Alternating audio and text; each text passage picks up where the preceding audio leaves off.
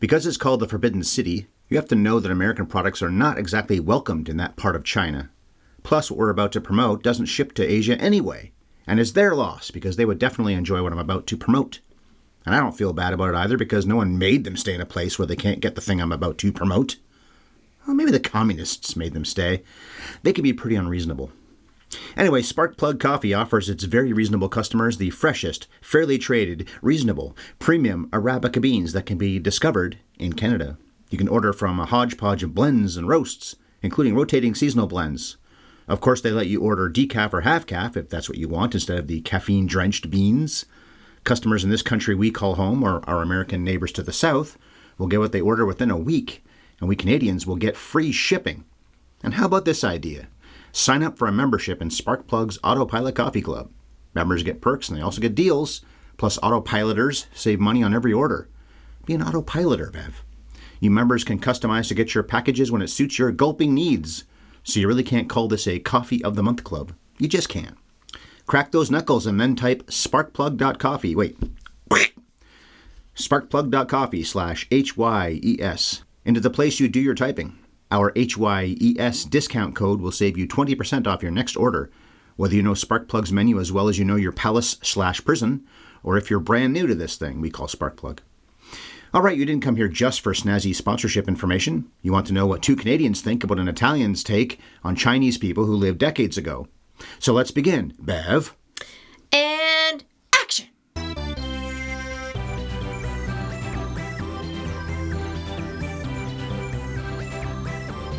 Have you ever seen The Last Emperor?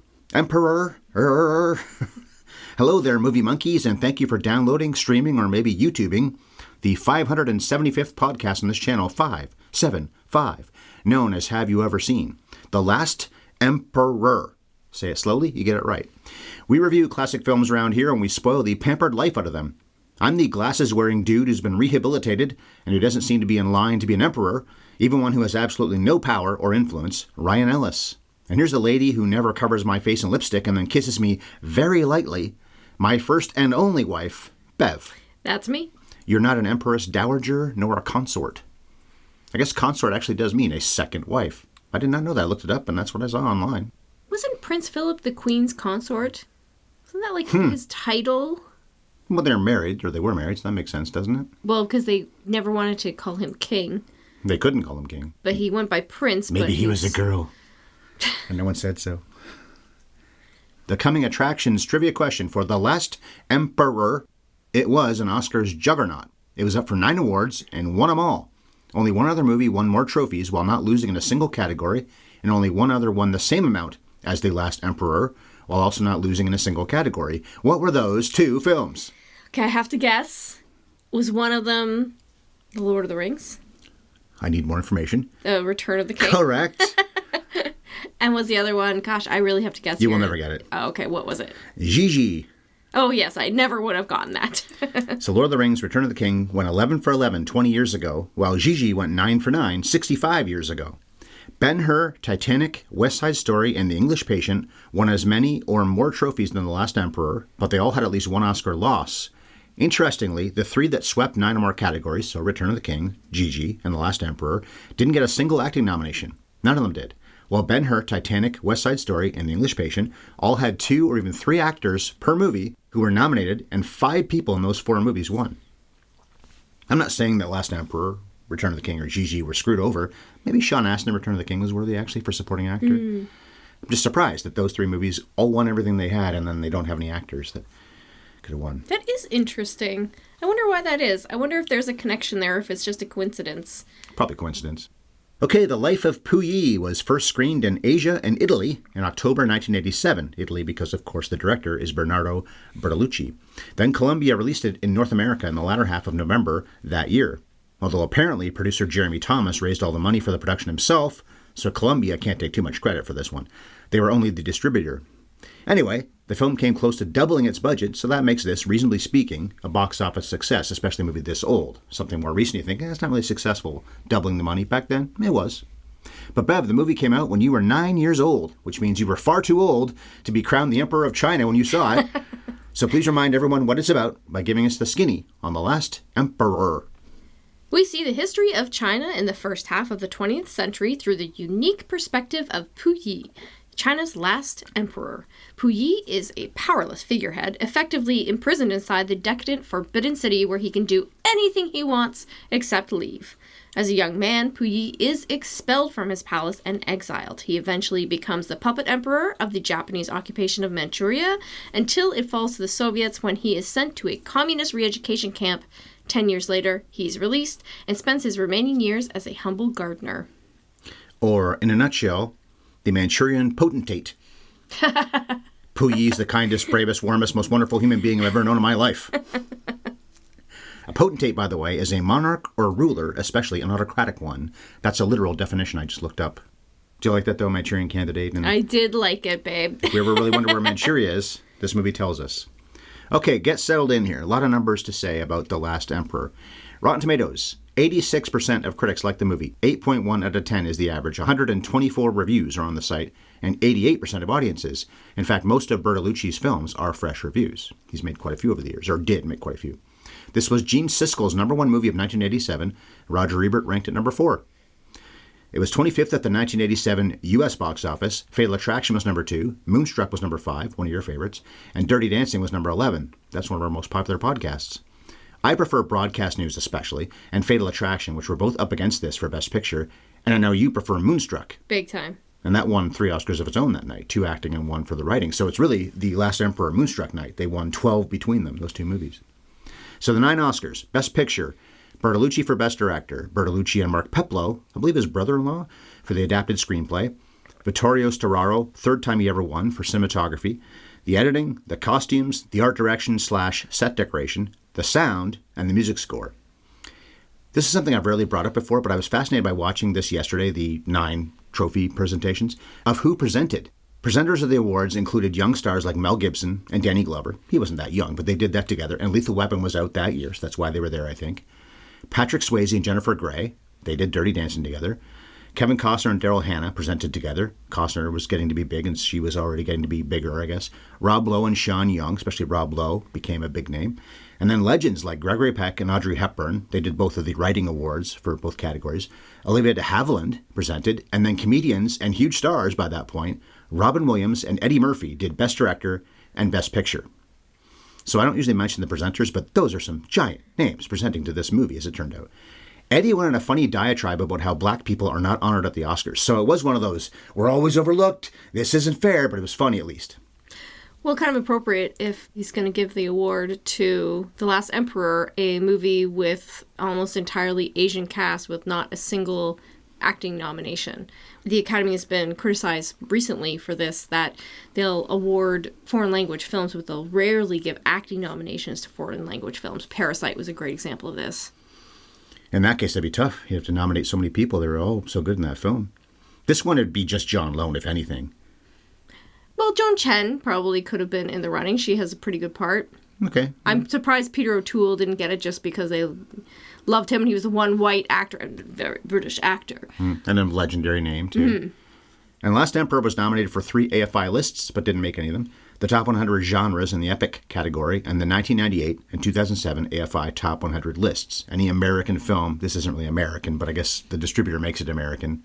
That's the only thing that does, though, right? Yeah. Anyway, it was up for those lists. And if you were an American film and won Best Picture, at least the first time, if not both, you were nominated for those AFI lists.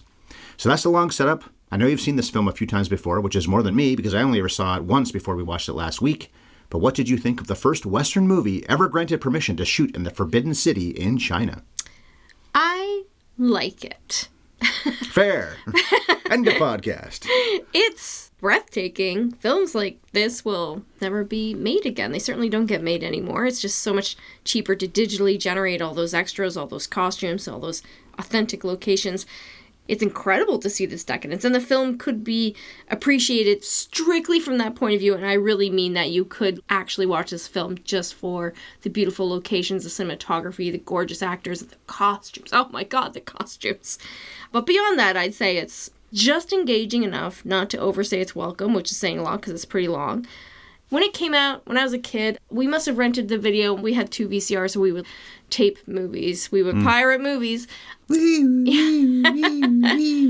They're coming to arrest you many years later. Right. Don't tell the police. But I must have seen this movie several times because there were certain details that really stuck in my mind. But rewatching it now, all I really remembered was the stuff when he was a kid in the Forbidden City, because I think that is the most striking stuff in the film. I did remember the very end where he finds the cricket and gives it to the little boy, and the cricket is still alive. Which is probably just a fantasy. Yes, I think it's important for me to say I remember it, because it means I must have gotten through the entire film more than once when I was young. We're talking 10, 11. Where you woke up. I heard a cricket noise, woke up. The movie's not boring. I shouldn't say it's boring, it's not. It's not boring, it's episodic. I mean, it's an epic. And any film this long, it has to be episodic. I think that's the only way you can really make it watchable. So it does a great job of being episodic, of really taking you through these different eras, teaching you about history, which is totally compelling because I don't know that much about Chinese history. I don't think you do either. I learned plenty from watching this movie and then reading about it afterwards. And like I said, it's just so gorgeous to look at. The actors are great and they're all very good looking. That doesn't hurt either. The biggest takeaway I have with this movie is that it was made by Bertolucci. Not that he's Italian making a movie about Chinese Buddhists in the Forbidden City. That's fine. Anybody can have an interest in a film or a topic that they are interested in. But this is the guy who made Last Tango in Paris, which is a movie that, for whatever its faults are, is very passionate and very personal and very small. As I recall, it's mostly in that one apartment in Paris with Brando and Maria Schneider. This movie actually is pretty intimate for the most part. It is a movie, in the end, like so many are, mostly about people talking in rooms. But of course, it's also got that pageantry. So as Spielberg said about Lawrence of Arabia, which O'Toole, of course, was in many years before this, I guess 25 years before this, that movie combines pageantry and intimacy. This does that too. That one's far more famous, and I think I'd rather watch that again, even though it's even longer than this is. But it is interesting that this guy, Bertolucci, who can make a movie, that shows his range. There would be that, I guess not small, but interior and all about character and almost entirely about people talking and the character. And this can be about, if you don't speak English, because they all speak English, which is fascinating too. It's never one of those movies that starts off and they're speaking Chinese when there's a little moment where it's, oh no, it's English now. And movies have done this well. The Hunt for Red October has them speaking Russian for a little bit. The camera zooms in and then it pulls back and suddenly whoever it is, with Connery on one scene, is now speaking English. And for the rest of the movie, they're speaking English. They don't do anything like that in this movie, so they're always speaking English. This is how they used to always make films like this. If it was a movie meant for but it's fascinating to me English-speaking audience, they would just have the actor speak English. But Bertolucci is the one doing this. That's what fascinates me. Yeah, but he's making a movie for Hollywood, obviously, which he had been doing and he kept doing. He knew what side his bread was buttered on. So when people say, is this an American film? Well, it was clearly made with an American audience in mind. Otherwise, they would be speaking Italian. I guess that's true, yeah. And there's got to be movies like that. I was thinking about it when we were watching this. There's got to be movies that were made by, say, an Italian filmmaker, maybe about America, where everybody is speaking Italian that would normally be speaking English, but because it's meant for that audience. That's got to exist, right? Probably. Now, I think a filmmaker would simply have them speak Mandarin and subtitle the film. Sure. Yeah. You'd get criticized if you didn't. Yeah, exactly. That's just the way things go now. It gives you more authenticity, but it is more challenging for the viewers and more challenging for people marketing the film as well. When I first saw this, I think I borrowed the videotape from a friend, and I think by then I knew when movies had come out. I'm obviously going on movie years. And I love Lethal Weapon and RoboCop and Predator, and I think I'd seen Fatal Attraction. I thought that was quite good, and I like Moonstruck, not as much as you. Broadcast News, my favorite movie of that year. I think I'd seen all of them before I saw this, and then I see this is the one that won not only the Best Picture, but 9 awards in total. And even at whatever age I was, 25 years old, I'm thinking, okay, well, show me. That time and this time, it didn't really show me that it was worthy of those kinds of praises. We're going to say this again next week, even more so, with our next Best Picture winner. Really? This is the best movie of the year, huh? But this one does have a lot more depth than I remembered. I haven't seen it in so long, so I didn't remember that much about it. I keep on saying that lately, but these movies lately we've been picking feel like they're new to me, even though I've seen all or almost all of them before, but it's been so long, and I think I'm losing my memory. I'm going nuts, I guess. But I do like the flashback structure of this film. My notes are probably going to be hard to read sometimes because I try to incorporate it literally as it went through the storyline. But we see him as a 44-year-old in the beginning of the story, then he's back to being 2, and then we see him when he's I guess what it is when we see him in the more modern sequences when he's always, I guess, 44 or so years old, maybe a little bit older, in the prison, being rehabilitated and re-educated. But when we go back, he's always getting older. So he starts out being 2 or so years old, almost 3 years old. Then he's, whatever it is, 8 or 10. And then he's a teenager. And then he's the adult version of Puyi, which Joan plays for most of the film. I actually like that structure, and that's pretty smart because you don't have to have one of those things where he's still a kid. And then, although people have done that well too, or maybe a scene is happening, a kid does something, the camera pans over here, and then a grown-up version or an older version walks into the frame and you think, oh, he's just aged by 5 to 10 years. That would be fine too. When we go into the future, his gray future tries to kill himself, slits his wrists, and he's trying to end it all. I don't know how serious he is, but they do stop him from actually bleeding out. But that future is so colorless, and yet the Forbidden City is so colorful. This movie should have certainly won. The technicals it won, costumes and the sets, and maybe not editing, I guess, exactly, but cinematography, the music score, all those things were very worthy. So anyway, I'm not trying to say I don't like the movie, but maybe that's part of the problem, is that 87 is not one of those years I think of as one of my favorite years ever, but for some of the genre films, it was. And this just doesn't stack up to those. I guess that's my biggest problem with it. It isn't the movie's fault, but I saw this after I saw all of those ones. And now seeing it again, if somebody had told me, you didn't have to cover Last Emperor, you could have done RoboCop, Lethal Weapon, Predator, which we've still never covered any of those, I probably would have said, yeah, it's Oscar month, but okay, let's do that instead. And this beating all those films that you named earlier for Best Picture, it's a classic Oscars move to award the film that is simply the most serious, the most epic, the most grown-up movie, but now 37 years later is not the one that lives in people's consciousness. There's so many other films from 87 that had a way bigger impact on culture, that were way more influential, and that I think history looks back on and says, yeah, they were 100% better films than this. Part of the problem also, I'm never going to like royals. This guy's a royal. He gets the job as a toddler just because of bloodline. I've criticized this plenty of times. Let me do it again now. That is so stupid. But don't you think this movie's making that point? Yeah, I guess so. Not only is it stupid, but it's harmful to him to be raised like this with no parents, just a bunch of sycophants, these eunuchs that do everything he says but still have to manipulate him into staying in the Forbidden City and following all their rules. We see that it stunts his maturity, it stunts his sense of empathy. I told you of the things I remembered of this movie. One of them most strikingly was the scene where... Wet nurse. No. Well, that too. I actually quoted along with it when they took his wet nurse away. He says, but she's my butterfly. I'm thinking more the scene where he gets one of his servants to drink the ink to prove to his brother he is the emperor. Because his brother is telling him the truth, which is that he's not the emperor. He's just a kid who lives in the Forbidden City and gets to tell all these people what to do for some reason that I don't totally understand. But to remain as a figurehead, as I guess like a placating thing for the people, and maybe it has to do with the warring states. China is in a constant state of civil war at this point. Hero talks about that too, doesn't it? The movie Hero we covered a couple years ago. Yeah, I think you're right. And maybe there are different points in history in China that they were in civil war. China didn't always look the way it does now. It's not inevitable that it ended up in the shape that we know it now. And he is Manchurian, so it has something to do with the politics of that, which I just don't understand well enough to speak on. But at any rate, he tells his servant to drink ink. And I remember the first time seeing this movie, sitting in my living room, and my mom says, well, that's a death sentence. We see the actor later, so it doesn't kill him. But my mom's impression at the time is that, at the very least, you could believe that drinking a pot full of ink could poison you to death, and he does it anyways, and that made such a massive impression on me. People criticize this film. It's one of the faults of the film, perhaps, that they really undersold what a monster he was as a child. He was a petty tyrant. Petty doesn't even sum it up, because cruel. He would he would beat servants all the time and torture people for his own amusement. And it seems that he maybe outgrew it as he got older. But it speaks to just how harmful it is to a person's development to have everything they want all the time. And I think the movie's making the case that nothing about this is really good for him. Is he a happy person? I don't know. Yes, he's born into this royal family. It's an accident of birth that he happens to be in this position at all. But the movie's certainly not kind to the idea of royalty because it's a joke. It's harmful to him. Everybody's robbing him. I feel like we're supposed to look down on him. I think he's an embarrassment. Everything that takes him by surprise when it happens to him, because he just doesn't have any normal understanding of the world. Talk about sheltered. Yeah.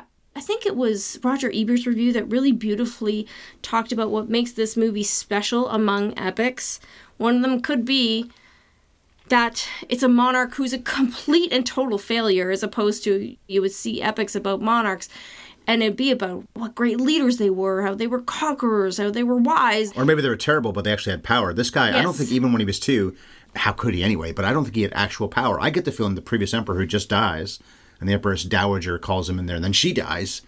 I get the feeling that none of the 3 of them had power anymore. She dies on cue. Right. But I think even the guy who just died, because of what's been going on, had power, but doesn't at that point. So certainly the 2-year-old never does. Yeah, and I read that he definitely didn't have power when the country became a republic when he was 7. He and his brother see the new president drive up. Right, and so he's too young to understand any of this. Not like they're even trying to educate him about it until his tutor shows up.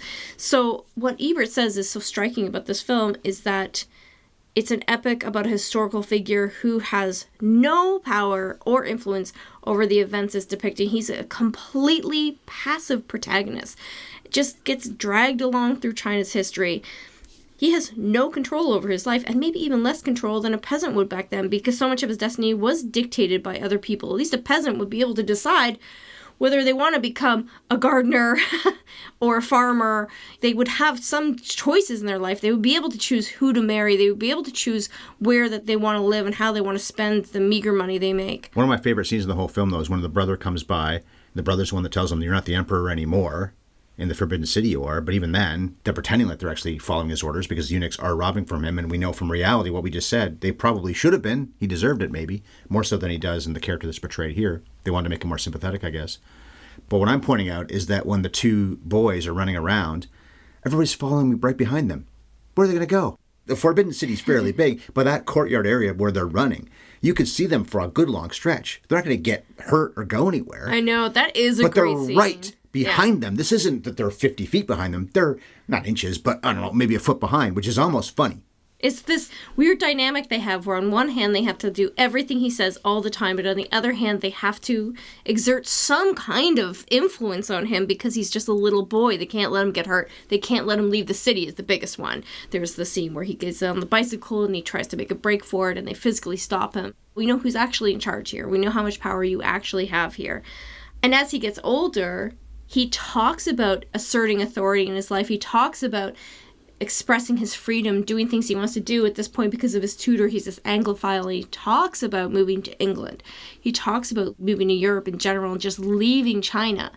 But he never does it because he is kind of pathetic. Because this is a man who we learn later never even learned how to tie his own shoes. How on earth could he get himself and his 2 wives to a different country with his fortune? He probably doesn't even know where the money comes from or how it's spent. He's so inept and childlike still at this point because of his arrested development that all he can do is talk about it. And he knows the world's becoming more and more dangerous for him. He knows that the clock is ticking. He also has this temptation that he wants to be emperor again. And he thinks, well, maybe the tides will turn my way. And they kind of do. By my time. And they kind of do because Japan then invades Manchuria. And he thinks it's real power, but that's not either. He still doesn't seem to mind. He's not really fighting that hard when they take over and the military is making all the decisions for him. And he's obviously just a figurehead. They walk out of the room when he's talking, though. Yeah, exactly. They don't even pretend to have respect for him. So he knows that it's empty. And it isn't until he is stripped of all his power and he becomes a peasant. He spends 10 years being re-educated. And I think it's another thing Ebert points out. It's not that he's re-educated, it's that he's educated, period. Because that's where he learns how to just be a person, how to put toothpaste on his toothbrush, how to tie his shoes, how to do all the things that were always done for him.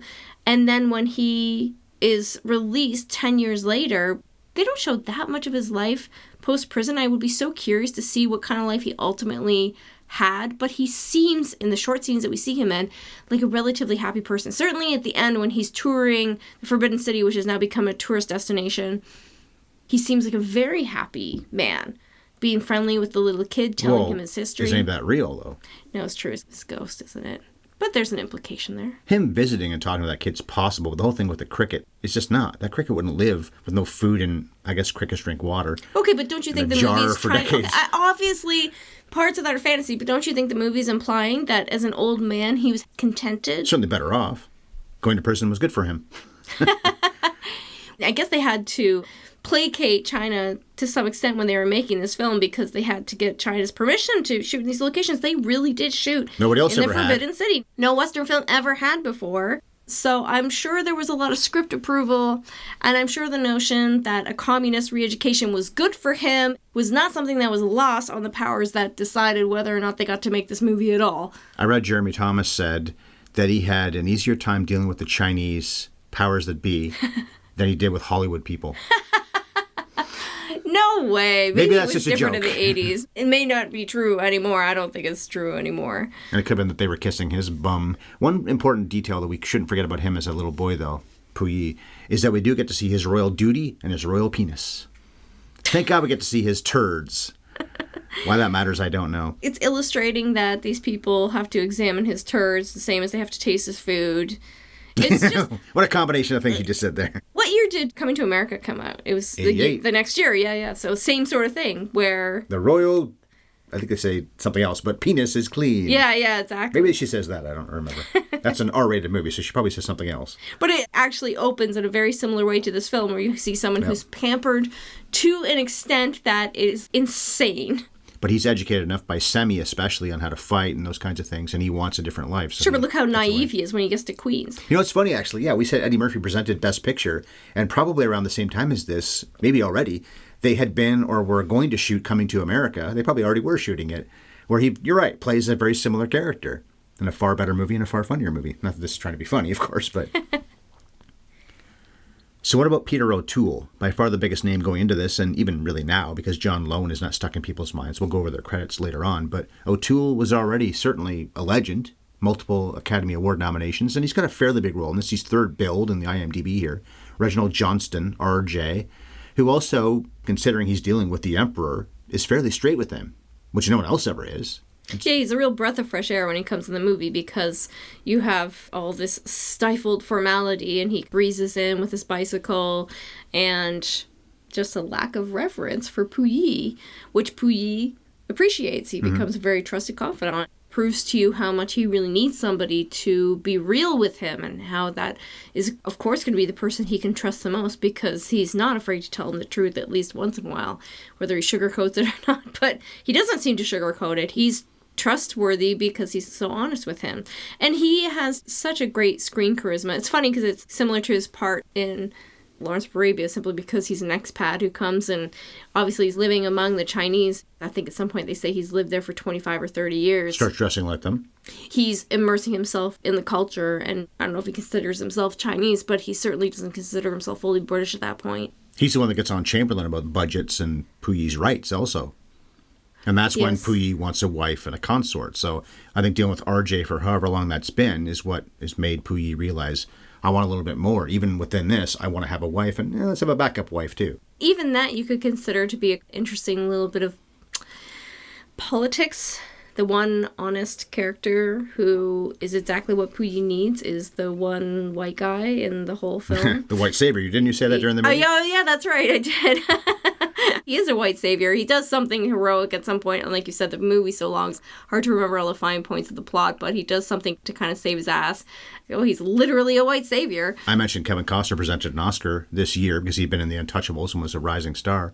And he won Oscars for Dances with Wolves a couple years later on, 3 years later, I guess. Kind of the archetypal white savior story, yeah. And it's a great role, and he's a very good guy who truly becomes part of their tribe, and they really want to be part of it. But I can see why people object now if they didn't. Maybe they objected in 1990 also. But yeah, Costner did the same thing in the main role, unlike this role. It's a supporting role with Peter O'Toole. Well, one of the great things in the movie, though, I have to say, would be the sex scene, the three-way, when he's got both the women in bed with him. I love the touch where the sex is going on under the sheets. So we see the sheets moving around. Beautiful silk sheets, yeah. We can't really tell what's going on, but we know what's going on. That's a great way to do a sex scene. And this is the guy that made Last Tango, so I guess it makes sense he'd find a creative way to do sex scenes. Yeah, it's really sexy. Mm-hmm. It's one of the best moments in the whole film. And by that point, he's saying he wants reform. He's cut his hair. But then the eunuchs start a raging fire. I think it might be the same night when he has the great scene with the other two women. If it's not the same scene, it's sometime soon after. And now we know in reality that maybe they should have done that because of the way that he treated them. But then in this movie's portrayal, they're stealing from him and they're completely the bad guys. Yeah, they're trying to cover up the theft, so they're burning down the storehouse so that they can't do an inventory of what's missing. And he gets expelled sometime after that, but he sides with Japan, which is part of the problem. He's only 21 when he's expelled and goes to Tientsin, I think is how you say that. He's a playboy, he's got the wives, and there's also the band in blackface, which I think we'll have to forgive to some degree because this movie is over 35, what did we say, 37 years old? Well, also it's portraying something that happened decades before that. Yeah, over 100 years ago right now, exactly. So it's being honest, and it doesn't dwell on it. There's blackface in Mad Men, but it's not racist, it's portraying racism. Which is what this is doing, too. One of the better characters in the whole film, though, was Eastern Jewel, the Japanese character played by Maggie Han. I loved her. I wish she was in the movie more than she is. She gives the movie a lot of snaps. She's not Japanese. She's a Japanese spy. She's Chinese.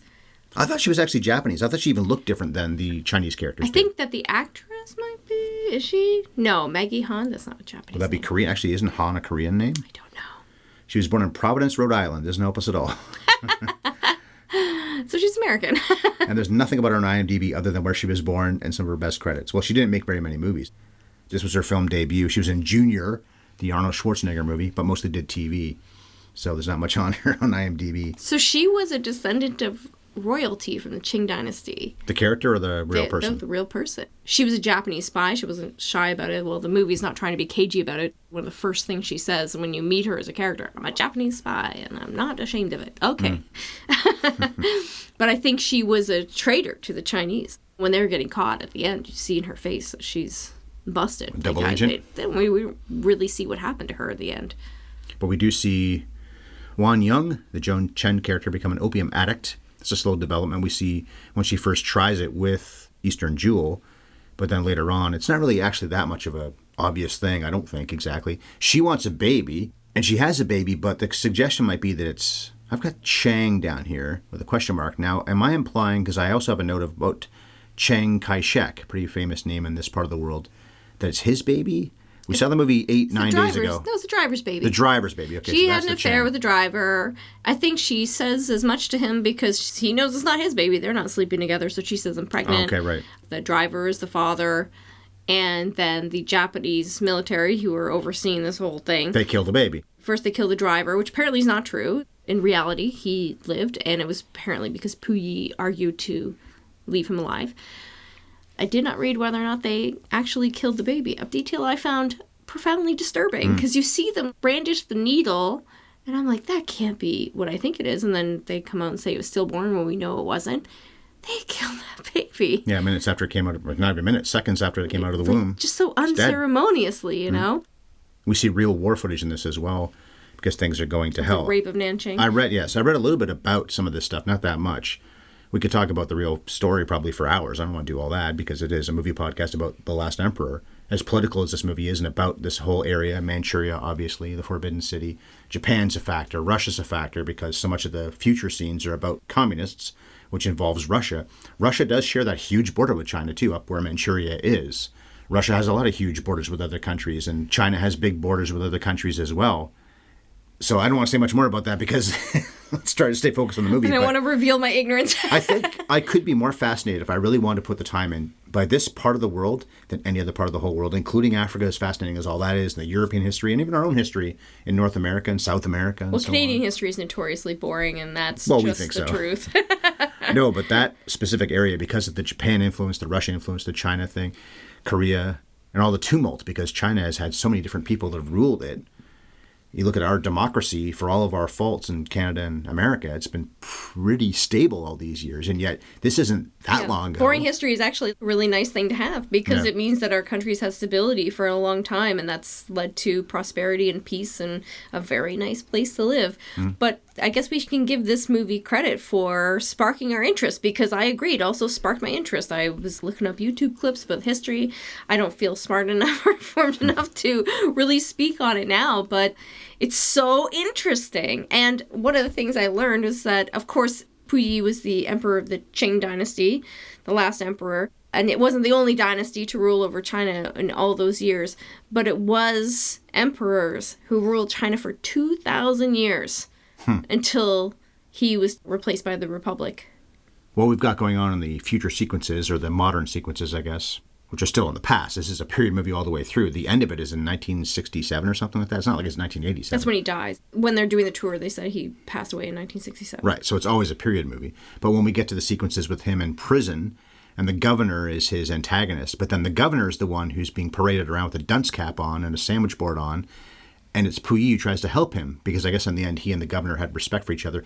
I don't think the movie really shows that as well as it could have, because the sequences where he's being interrogated by these guys, including the governor, are fine. But if he's going to be somebody who cares about this guy enough to try to help him out when he's being humiliated and maybe about to be set up to be put in prison himself or dies, I don't think Puyi would care about that guy enough to do that and risk his own safety to help him out based on what we saw they've been through together. I guess it's an illustration of how far he's come and what a different person he is now, because he came to respect this man who imprisoned him and who, quote, re-educated him. So I can see how Bertolucci, part of his attraction to this film had to be the lushness of the sets and the costumes. And he focuses maybe a little too much on the parts of the story where he could indulge in those things, because I think there is a missed opportunity in the most interesting thing about this guy's life, which would be his transformation at the end to a proletariat, right? He goes from being the most powerful man in China, part of a very powerful dynasty. In theory, at the very least, you could say one of the wealthiest men in China, to being a peasant, to living in poverty and being a gardener. A gardener from Greenbow. Dying like in his 60s. He didn't live that long. I'm over that long for free. And accepting this Cut part of his... Okay, I'm trying to make a point. Another You Best have Picture your winner. whole life to do Forrest Gump impressions. Another Best Picture winner. Yeah, that's right. About a rich man who does very peasant-like things. Go ahead, make your point. As a peasant who becomes rich. Yeah, but he's rich when he's mowing the lawn. But it's rare that you see a story, a riches to rags story. Yeah. But while the movie seems to be making the point that he is a happier man when he's poor, it doesn't really examine how he changes when he becomes poor. That's true. It's not really as interested in that as it is interested in the clothes and the pageantry. No, I think the movie's quite opaque, considering it's not That's a good word to describe it. disinterested in things. But again, this is the guy who made passionate movies like The Conformist and also, of course, Last Tango in Paris. So the cast list is pretty long. We'll talk about maybe 5 or 6 of them here. John Lone is the adult Puyi. He was in the 1976 King Kong, 10 years before this, so he must have been fairly young. He's not that old in this film. And Rush Hour 2. He's still alive, but hasn't made a movie since 2007. The real guy, by the way, died at 61 of cancer and heart disease. That's tough. One of those would be bad enough, not both. Joan Chen does play Wen Yung, as it says on IMDb, but it says something else, Wen Rung or something on Wikipedia. Anyway, sorry. People who live in this part of the world, we always botch the names. We didn't say that. We would. You probably knew we would. She was in Judge Dredd. I think it's her first credit on IMDb, as in the thing she's best known for, Judge Dredd. Not the more recent one that people thought was pretty good, but the one with Stallone. Yeah, I played a judge. She was also in Lust Caution, which I saw. I think that's the Ang Lee film. But then I know you know her best from Twin Peaks. She was Jocelyn Packard. Not in the Twin Peaks movie, though, which I did double check. Her scenes were deleted, which we covered a couple years ago. She was in the TV series, though. Peter O'Toole was in Lawrence of Arabia and The Lion in Winter, and many others, but that's all we've ever covered from him. This is the 3rd time, and we've covered 2 of them just in the past few months because we did Lion in Winter late last year. Sean Connery was courted for the role, and I guess he could have had it, but he said, no, I'll do The Untouchables instead. And he won an Oscar for that, playing the supposed to be Irish cop? Anyway, whatever. I think he's supposed to be Irish, even though he sounds like Sean Connery always sounded. And maybe it was better to get the more posh O'Toole for this role anyway. Maggie Hahn was making her film debut as Eastern Jewel. I wish she was in the movie more. I think she's terrific in her fairly brief screen time here. And I talked about her credits, Junior, TV, and so on. Kari Hiroyuki Tagawa Who is Kari Hiroyuki Tagawa? Chang, right. So he's the driver. He was in License to Kill, I guess the same year as this. Wasn't that the same year, or was that 2 years later? One of the 2 Bond movies that Dalton made. Well, around the same time. Pearl Harbor, and then also the 2001 Planet of the Apes. And there's a credit at the beginning of the movie that says, with Ryuichi, did I say that right? Sakamoto, one of the composers, incidentally. We'll get to that in a second. Who was that in this movie? I wrote down the name, and where is it? Where is the name of this person?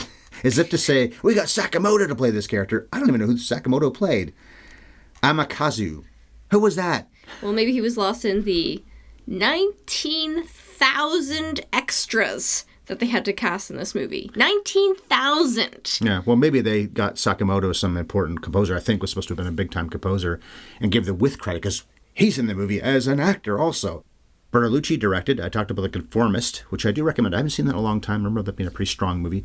I know you have issues with Last Tango in Paris, as many people do, but I thought it was a pretty powerful film. And he co-wrote something. This is the first time we've covered him as a director, this movie, but he co-wrote Once Upon a Time in the West. I believe also Dario Argento, maybe, or one of the big horror directors later on was a writer on that one as well. Great film. He always writes his own movies, or wrote, because he's dead now. And he did write on this and won the Oscar with Mark Peplow, who I believe is his brother-in-law. I think I read that somewhere. And Peplow in his Oscar speech talked about Antonioni, and he wrote for him on The Passenger, a Nicholson movie from the mid-'70s that Antonioni directed, and I guess Peplow had at least a writing credit on. And also, Peplow wrote Little Buddha with Bertolucci many years after this.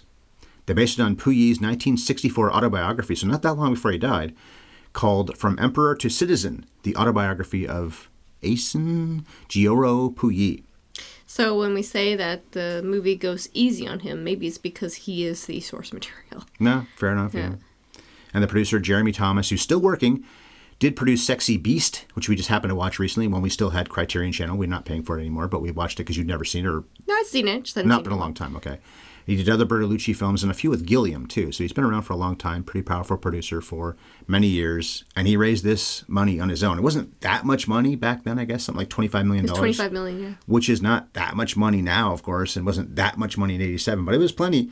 And this is basically his movie. This is not Columbia making the movie with him as producer. This is him making the movie, and Bertolucci, of course, too, but him providing this. And he was always credited, all the Oscar speeches, I think all 9 of them, except for his own, when he won Best Picture, talked about him, as they should have, about, you're really truly the guru of this movie. Obviously, Bertolucci's the creative head of it as the director, and a great director, but this is really a Selznick thing in a way, where he's really the driving force as much as, or maybe more so, than the director. Maybe Bertolucci would object to that, but Thomas deserves a lot of credit for this. And I don't always give producers a lot of credit, but I think in this case I really should. I mean, the film comes across as such an ambitious film. It looks like it's a massive budget film. There had to be somebody, him, saying yes. When people said, we need 1 million yards of silk, we need 19,000 extras, we need to shoot in the Forbidden City. He's the one that made this happen. He's the one that made the phone calls. He's the one that got the money. So there you go. That's why he deserves the credit. He was saying yes to these creative people. And then maybe Puyi's not shown in such a bad light, because if he was, they maybe wouldn't have got the okay to shoot in the Forbidden City. Much like the communist regime is shown in a somewhat flattering light, at least by the end of the film. Yeah, true. The movie's listed as 235:1 online, but it's shown in the 2.00 aspect ratio on the Criterion Channel. And then I also happened to record it off TCM, but we watched Criterion, and I did double check before I deleted it, and it was the same thing, 2.00. Not a big deal, but I'm just surprised they would show it in the, I think more of the 70 millimeters is what it was. That would be what that print was, I guess, in the end, which doesn't mean that much in our TV. We just bought a bigger one, but we saw this before we had the brand new TV, which is 2 feet bigger than our old one, and a lot better. Vittorio Storaro won 3 Oscars, including for this, also Apocalypse Now and Reds. I think he always worked with Beatty after they did Reds together. The editor, Gabriella Cristiani, won an Oscar, did The Sheltering Sky for Bertolucci a couple years later, and was an assistant editor on Last Tango in Paris many years before. And here's a big name. David Byrne was one of the 3 composers on this. He was also nominated earlier this year, no, I guess it's last year now, for that song in EEAAO. Oh, yeah, that's right. Kong Su was a composer on this, did Forbidden City, a show on TV, or a series maybe, and then Sakamoto, I already mentioned, who often worked with Bertolucci. And the music is, when you hear it in the Oscar speeches like I just heard so much of the last couple of days, it does stay in your head. It's a very good score. It's a beautiful fusion of the Western and the East Asian influences. Makes sense with Byrne, of course, yeah. And by the way, the costume designer is James Aitchison. The real star of the movie. The costumes are out of this world. The attention to detail, the amount of work that would go into each of those individual, I'm just talking what the eunuchs wear. Yeah. And there's dozens of them. Actually, that one scene where there's hundreds and hundreds of them. And you said, of course, some of them must be wearing much less detailed outfits, but... Still, you have to get black or whatever it is way off in the distance, or red. They have to wear the right color. Yeah, the scene where he's running through the crowd as a little boy trying to find the cricket. Every one of those costumes has all that beautiful detailing. I bet. I'm not sure this is true. I'm just guessing that there was a Roger Corman-esque technique where you cut and he goes to a different part. It's the exact same person or a different actor maybe in the same outfit. And but I'm talking even like a wide shot where you see like a dozen actors I'm sure that they used techniques like that and they did their best to stretch those costumes as much as they could. But there was still a tremendous amount of work gone into the costumes. The wigs, oh my God, the women in the first half of the film. People had to shave their heads, of course. Oh, yeah, of course. Yeah, that too. Now that's so specific, you had to make it look the same as everybody else. And then, of course, there's the authenticity of the costumes going forward. Then he's dressed like he's living in London, and then he's in prison, and the communists have taken over the country. It's one of the great productions in the history of Best Picture. We've seen movies we like more, but this is one of the great productions in the history. Yeah, and I think it makes a case for spending the money on these details because they're so lush and beautiful. They add so much to the film, but they truly add to the film too, as far as putting you in that time and place, but also making you feel things like the opulence in contrast with the scarcity of the prison. It's important that it be convincing. And of course, he spent most of his life, I feel weird saying this because he is royalty, but he is, in a lot of ways, his whole life, a prisoner in the Forbidden City. He is 100% a prisoner, with the exception of the brief period of time he spends between being kicked out of the Forbidden City when he's in that, what's the name of that city again? Tientsin. That brief period where, like I said, he talks about leaving. It's the one time he could have left, and yet he never does. Because in his head, he's a prisoner too. What happens next? Well, he wasn't a good emperor, and he never really deserved the job in the first place. But it was unfair how they just kicked him out. So what happens next is that Puyi goes all RoboCop on the Chinese government, holds them hostage with a big gun and demands his old job back. Then RoboCop throws him out a window, and he bounces comically on the sidewalk. I think I should watch RoboCop again soon. Or Lethal Weapon, or Predator, or Broadcast News, or Fatal Attraction, or even Moonstruck. Anyway, your last thoughts on The Last Emperor. Well, you just kind of summed it up for me. I enjoyed watching this movie. If anyone was curious about it, I would totally recommend it. It's not at all a waste of time, but I think history has judged the Oscars poorly because there's no way you can look at this and say it's the most important, influential, or even best film of 1987. And who talks about Gigi either in 1958? Yeah, also went 9 for 9. The Oscars get it wrong all the time. We just talked about this last week with our Oscars preview podcast. My last thoughts on The Last Emperor. The movie's gorgeous, and despite its length, it's not dull, but it's also somewhat cold and alienating. I'll never truly empathize with royalty, even if something unfair happens to them, or if they end up in jail. Okay, I can sympathize with that. Better movie would have made you sympathize with it. Yeah, I guess so, yeah. And it is really long, so that doesn't help either. But it's worth seeing. If you're interested, you gotta see it, like you said, but I didn't love it. I've seen it twice. That's probably enough. So that was how we saw The Last Emperor. Thanks for listening to us today. We'll return next Monday, of course, but first we suggest you look for our Oscars post-view podcast later tonight. That should go up at 9:30 or 10 p.m. We'll be about 12 or 14 hours late to that party, since most people will be talking about it on morning shows and in podcasts on Monday morning. But we can't lay down a track until the evening on Monday, and then I have to edit it and put it up, of course, online. So barring the show being a total snooze or us having to do something that gets in the way, and that's always possible, we will post our 2024 Oscars post-view show before the end of March 11th. But one thing I can guarantee you that will happen is that we'll continue Oscar month next Monday. We'll be chatting about Bing Crosby's Oscar-winning performance in Leo McCarey's Going My Way. Since this is Oscar month, let's stick with that theme for the coming attractions trivia question. 6 actors have been nominated twice for playing the same role. Really, it's 7 because Barry Fitzgerald was, for some reason, up for both Best Actor and Best Supporting Actor for his work in Going My Way. Anyway, of the other 6, who was the first person to get 2 nominations for playing the same character in a different movie? That's happened 6 times, not counting Fitzgerald. But who was the first person to do it? All right, so for the answer to that question, check out next week's podcast about Going My Way. You already know how to find us, but let me remind you to favorite or subscribe wherever you listen, which is also where you can find our archive of hundreds of episodes that are available for free. While you're there, leave us a rating and a review. That's a great way to support the podcast. We're both on Twitter. I'm at BevEllisEllis, and Ryan is at MovieFiend51. Or you can reach us by email. Have you ever seen podcast@gmail.com. Threads. I'm also on Threads. I'm at BevEllisEllis. And I guess I should stop calling it Twitter one of these days, but not today. Twix. You can find our podcast on YouTube as well. Our channel is at HYESEllis. And to enjoy freshly roasted premium coffee delivered straight to you in Canada or the US, please go to sparkplug.coffee/HYES and enjoy a 20% discount. So look into the future and assume that Oppenheimer won the Oscar last night for Best Picture and probably a lot of others. But as I go out here, I'll say, ciao. But the Chinese would apparently say, zaijian. I think I said that wrong, but Anyway, Oppenheimer would say kaboom. And I'll say, and cut. What if it's Barbie?